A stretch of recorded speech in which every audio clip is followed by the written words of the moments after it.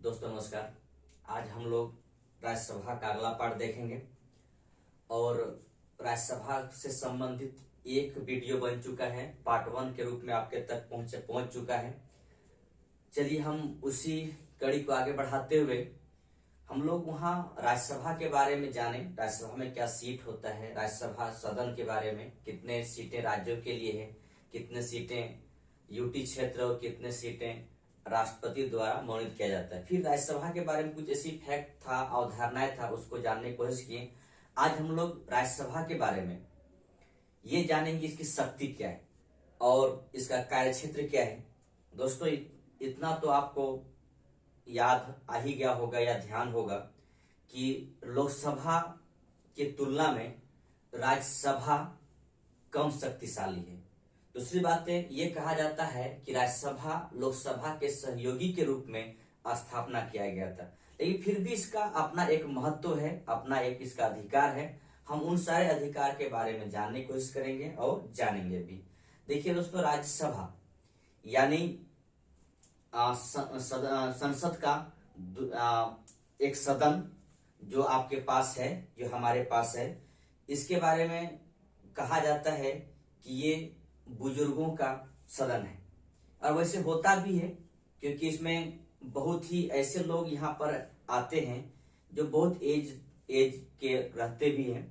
कोई बात नहीं, इन्हीं बारे में जानने की कोशिश करेंगे। और वैसे भी कहा जाता है कि राज्यसभा का निर्माण हम इसलिए किया गया था ताकि लोकसभा मनमानी ना करे।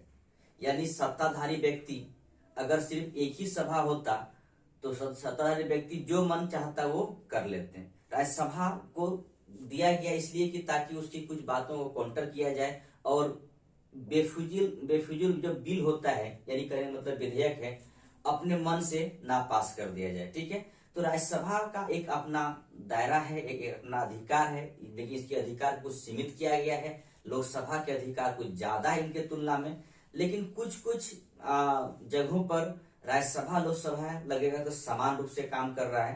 तो चलिए हम लोग इसी का आगे पूरी तरह फैक्ट कम और अवधारणाएं ज्यादा।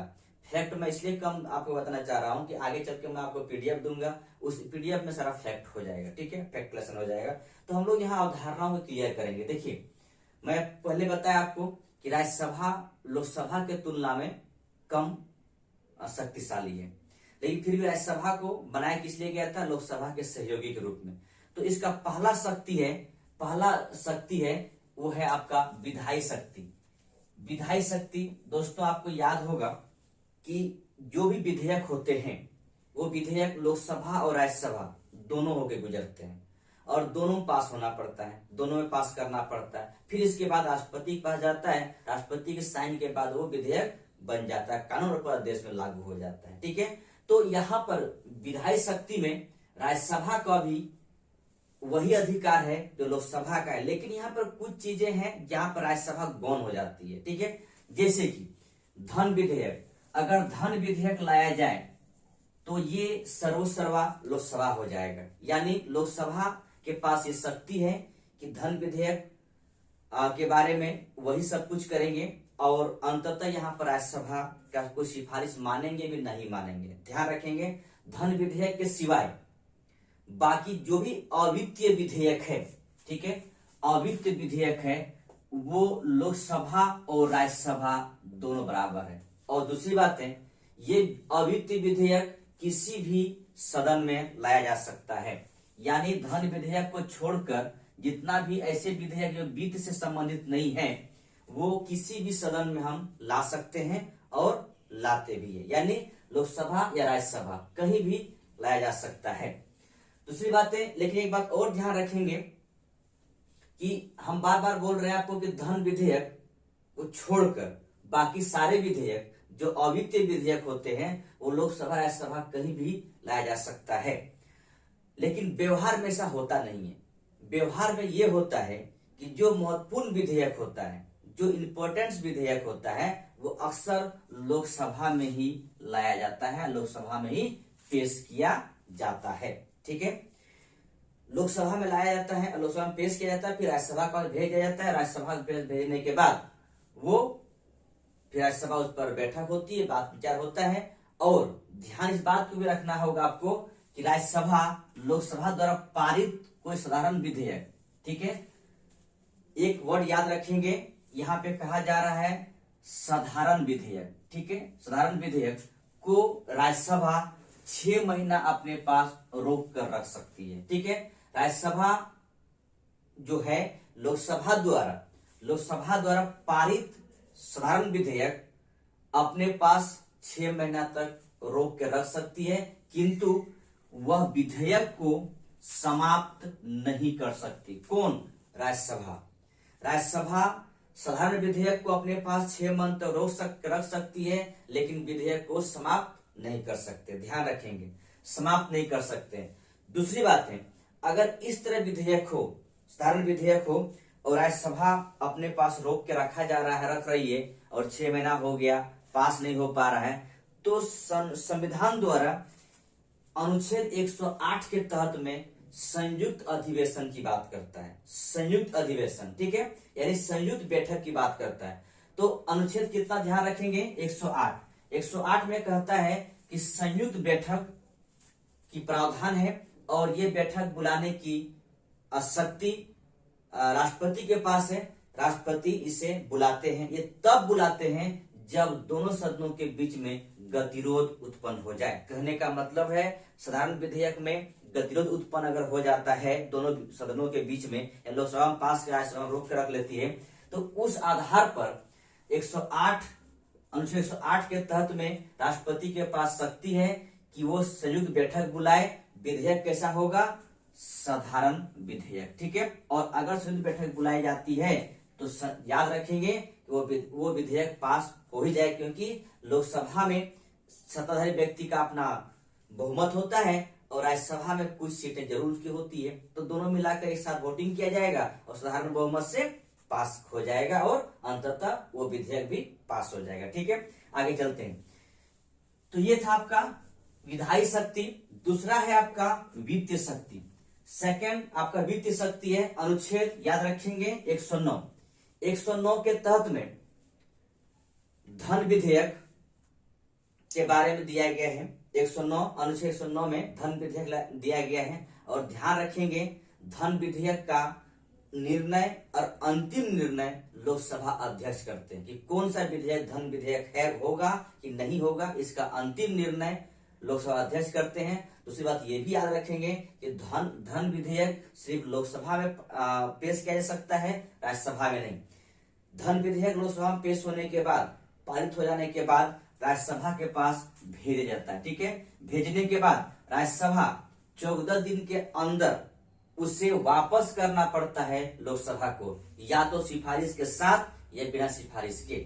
लेकिन सिफारिश के साथ भेजा जाता है तो वो सिफारिश मानने के लिए लोकसभा बाध्य नहीं है, मान भी सकते हैं, नहीं भी मान सकते। ध्यान रखेंगे कि जो धन विधेयक होता है वो लोकसभा में पेश होती है, राज्यसभा में नहीं। राज्यसभा लोकसभा में पेश होने के बाद, पास होने के बाद राज्यसभा भेजती है। राज्यसभा 14 डेज तक अपने पास रखती है। रखने के बाद या तो 14 डेज के अंदर में लोकसभा को वापस कर देना पड़ता है, या तो सिफारिश के साथ या बिना सिफारिश के पास। अगर 14 डेज के अंदर में ही अगर इसको नहीं वापस करते लोकसभा को राज्यसभा द्वारा, तो विधेयक लोकसभा ये मानते हैं कि वो पास हो गया। यानी यहाँ कहने का मतलब इतना है, राज्यसभा यहाँ पर पूर्णतः गौण है। राज्यसभा धन विधेयक पर कुछ भी नहीं कर सकते हैं, लोकसभा सर्वोसर्वा है। और ये अनुच्छेद याद रखेंगे 109 के तहत में ये चीज कहा गया है।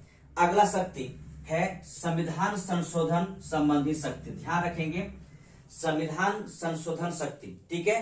तो इस प्रकार संविधान संशोधन के संबंध के बारे में कहा जाता है कि राज्यसभा लोकसभा का पावर, शक्ति दोनों इक्वल है। यानी संविधान संशोधन में राज्यसभा और लोकसभा का शक्ति बराबर है, ठीक है।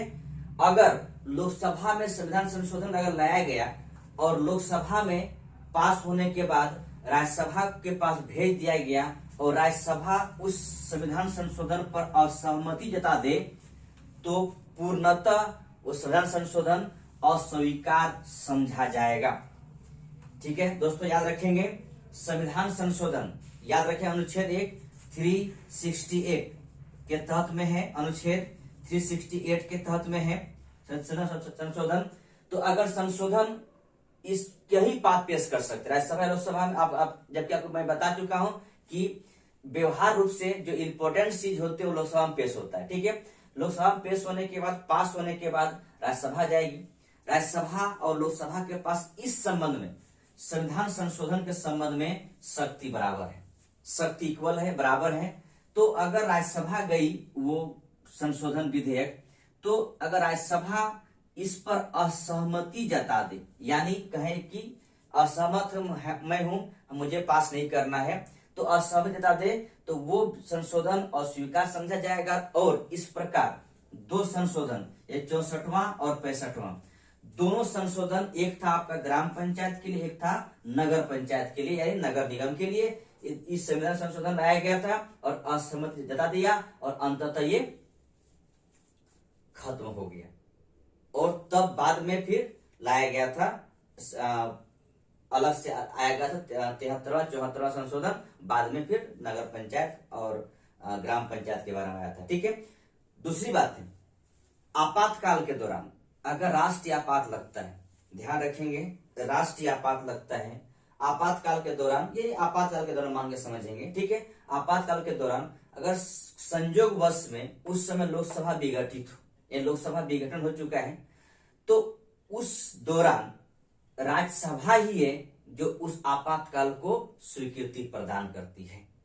दोस्तों ध्यान रखेंगे, आपातकाल संबंधी शक्ति के दौरान, शक्ति के लिए लोकसभा, अगर सपोज कीजिए जब आपातकाल लगाया गया है उसमें लोकसभा विघटित है, लोकसभा काम नहीं कर रहा है, तो अगर लोकसभा काम नहीं कर रहा है तो उस वक्त राज्यसभा द्वारा ही उसे स्वीकृति प्रदान किया जाता है, राज्यसभा ही उस आपातकाल को स्वीकृति देते हैं का ठीक है, देश में लाकर रखिए। फिर जब से लोकसभा फिर से रिज्यूम हो जाएगा, नहीं मतलब लोकसभा फिर से वो अपना सत्र पे आ जाएंगे या फिर नया लोकसभा गठन हो जाएगा, तो फिर लोकसभा भी उसे स्वीकृति प्रदान करेंगे। लेकिन अगर लोकसभा विघटित हो तो उस समय राज्यसभा ही स्वीकृति प्रदान करते हैं, ठीक है।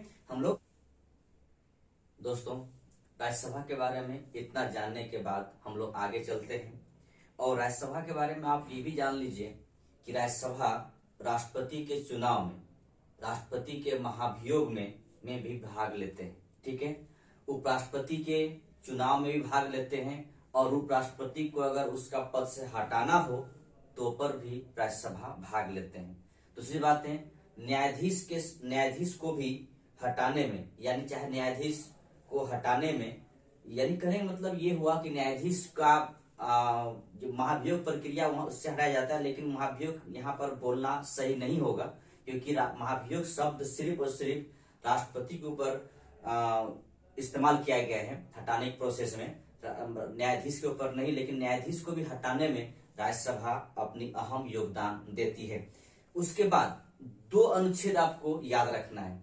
एक अनुच्छेद है 249, अनुच्छेद 249 249 में ये कहता है कि राज्यसभा में उपस्थित सदस्य और मत देने वाले, ठीक है, जितना इसमें उपस्थित सदस्य होंगे और वो मत देंगे, उसका 2/3 बहुमत से, यानी 2/3 बहुमत से अगर ये बात का पारित कर दिया जाए कि राज्य सूची के विषय में ये कह दिया जाए कि ये विषय राज्य सूची के विषय का ये राष्ट्रीय महत्व के लिए विषय है, ठीक है, राज्य सूची में ये कह दिया जाए कि ये विषय राष्ट्रीय महत्व के लिए है, और अगर ये ऐसा बात घोषित कर दिया जाए राज्य सूची के विषय में, मैं बार बार बोल रहा, राज्य सूची के विषय में ये राज्यसभा घोषित कर दे कि ये राष्ट्रीय महत्व की विषय है, तो उस विषय पर संसद कानून बना सकती है।